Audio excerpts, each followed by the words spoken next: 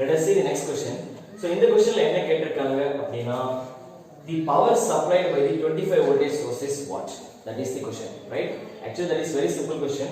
Power supplied by the source வேணும் அப்படினா P is equal to simply V into I. Circuit is purely resistive in nature, right? So P is equal to VI cos pi தான். But purely resistive means pi is equal to what? 0. Our power factor is 1, that we know. So power is P is equal to V into I. That's all. Voltage oda value கொடுத்துட்டாங்களா இப்போ இதோட power தான் வேணும் இதுல voltage oda value தெரியும் 25 but the value of I is not known. Now simply observe the question. Can you find the value of I? Just pause the video, try it once because very simple question. Why? Just apply KCL at this junction.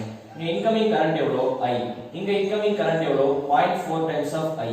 அப்ப இதுல outgoing current எவ்வளோ 14. இப்போ KCL apply பண்ணீங்கன்னா incoming current I plus 0.4 I must be equal to what? Outgoing current. In outgoing current எவ்வளோ 14 ampere. So 1.4 times of I is equal to 14 or I can say I is equal to 10 ampere. Right? That's all. Question is over. I oda value 10 அப்படினா என்ன வரும் 25 into the value of I is 10. So the power supplied by the source is 250 watts. That is the correct answer for this question. Let us take the second one. Actually in the question என்ன கேட்டிருக்காங்க அப்படினா find the voltage across A and B. So இந்த ரெண்டு டெர்மினலுக்கும் நடுவுல ஒரு voltmeter வச்சு நம்ம measurement பண்ணோம் அப்படினா அதுல வோல்ட்மீட்டரோட ரீடிங் என்னவா இருக்கும் அப்படிங்கறத क्वेश्चन. Now see that இப்போ இந்த ரெண்டு பாயிண்ட்க்கு நடுவுல இருக்க ரெசிஸ்டன்ஸ் யாரு 10 ohm, right? So இந்த 10 ohm across எவ்வளவு வோல்டேஜ் டிராப் இருக்கு அப்படிங்கறத क्वेश्चन, right? So அதுக்கு நம்ம என்ன பண்ணலாம் அப்படினா so I am going to apply nodal analysis. So nodal use பண்ணி நம்ம இந்த பாயிண்ட்ல வோல்டேஜ் ஃபைண்ட் பண்ணலாம். Before that I am going to use one more rule. என்ன ரூல் யூஸ் பண்ண போறோம் அப்படினா சோர்ஸ் ட்ரான்ஸ்மிஷன் டெக்னிக் நான் யூஸ் பண்ண போறேன். ஃபர்ஸ்ட் எனக்கு இந்த ரெண்டு பாயிண்ட்க்கு நடுவுல இருக்க வோல்டேஜ் வேணும். So I am thinking இந்த ரெண்டு பாயிண்ட்க்கு நடுவுல இருக்க வோல்டேஜ் வேணும் அப்படினா டைரக்ட்டா இங்க நோடல் அப்ளை பண்ணா அப்படியே ஃபைண்ட் பண்ணிடலாம். ஆனா இங்க என்ன இருக்கு அப்படினா இங்க ஒரு நோட் இருக்கு, இந்த நோட்ல இருக்க வோல்டேஜ் தெரியாது. அப்ப இங்க நம்ம நோடல் ஈக்குவேஷன் எழுதணும் அப்படினா இங்க ஒரு அன்னோன் வோல்டேஜ், இங்க ஒரு அன்னோன் வோல்டேஜ் எக்ஸிஸ்ட் ஆகும்.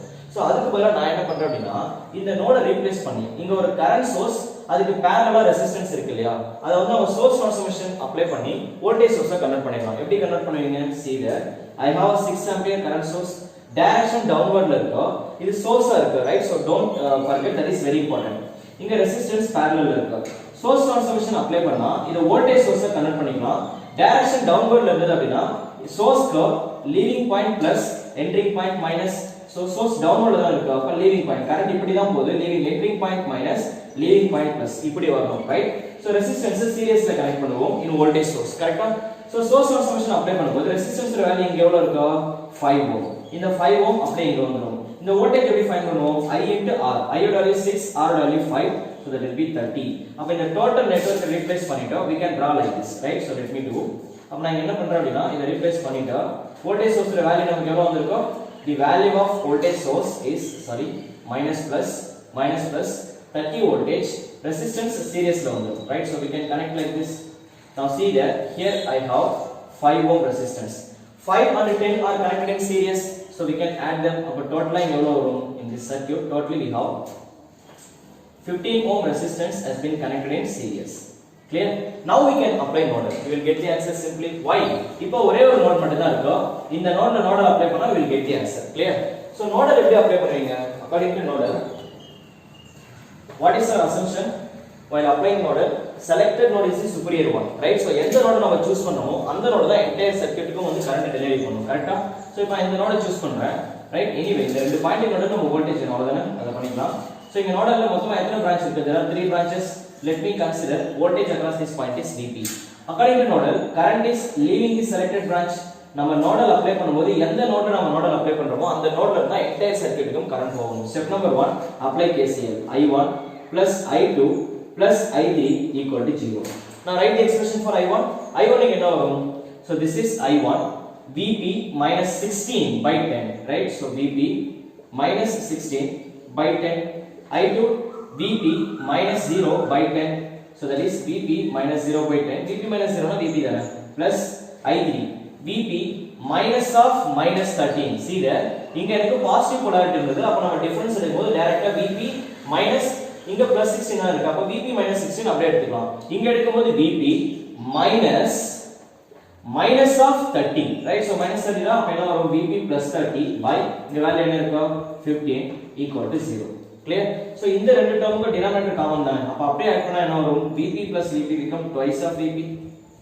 So டைரக்ட்டா இந்த ரெண்டு டேர்ம் மட்டும் வரும். கரெக்ட்டா? இங்க 10 இருக்கு, இங்க 15 இருக்கு. அகைன் இந்த denominator வந்து நான் 30 அப்படிங்கறது காமன் டேர்மா கொண்டு வர போறேன். அப்ப denominatorல 30 கொண்டு வர முடியும் இல்லையா? ஃபர்ஸ்ட் டேர்ம் 3 ஆல மல்டிபிள் பண்ணீங்கன்னா மேலேயே தெரியும். 3 times of 10 will be 30. Second term நம்ம மேலேயே தெரியும் 2 ஆல மல்டிபிள் பண்ணா இது 30 ஆ வரும். சோ denominator காமன் ஆயிட்டா நியூமரேட்டர் ஆட் பண்ணிக்கலாம். கரெக்ட்டா? சோ அப்ப நான் என்ன பண்ண போறேன்னா மேலேயே தெரியும் 3 ஆல மல்டிபிள் பண்ண போறேன். கீழ 3 ஆல மல்டிபிள் பண்ணா 30. மேல 3 ஆல 2 மல்டிபிள் பண்ணா 6. 3 times of 16 48. Similarly plus இத மேலே இப்படி 2 ஆல மல்டிபிள் பண்ண போறோம். 2 times of Vp, 2 times of 30 is 60. So it will be 30. இப்போ denominator காமனா இருக்கு. அப்ப numerator ஆட் பண்ணிக்கலாம். 6Vp 2Vp become 8 times of Vp minus 48 plus 60 become plus 12 equal to 0. Right? Denominator கட்டமா right side pass பண்ணிக்கலாம். So that will be 0. From this Vp become minus 12 by 8 or 2 times of 4 will be 8, 3 times of 4 will be 12. So that is minus 3 by 2 or we can say minus 1.5 voltage. So the correct answer in between இந்த ரெண்டு பாயிண்ட்க்கு நடுவுல நம்ம measure பண்ற voltage Vp அப்படிங்கிறது என்னது? இந்த பாயிண்ட்ல நம்ம ஃபைண்ட் பண்ண வோல்டேஜ் தான் -1.5 அப்படிங்கிறது. சோ இங்க -1.5 இருக்கு, இங்க வோல்டேஜ் 0 இருக்கு.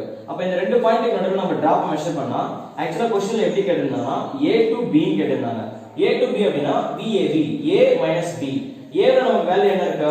-1.5 இந்த பாயிண்ட்ல. B ல வேல்யூ என்ன இருக்கு? 0. So -1.5 minus 0 அப்படினு போடினா answer is -1.5. Suppose the question is B to A ன்னு கேட்டிருந்தாங்க அப்படினா இந்த क्वेश्चनல A to B தான் கேட்டிருந்தாங்க. B to A ன்னு கேட்டிருந்தாங்கன்னா 0 minus of -1.5 become +1.5.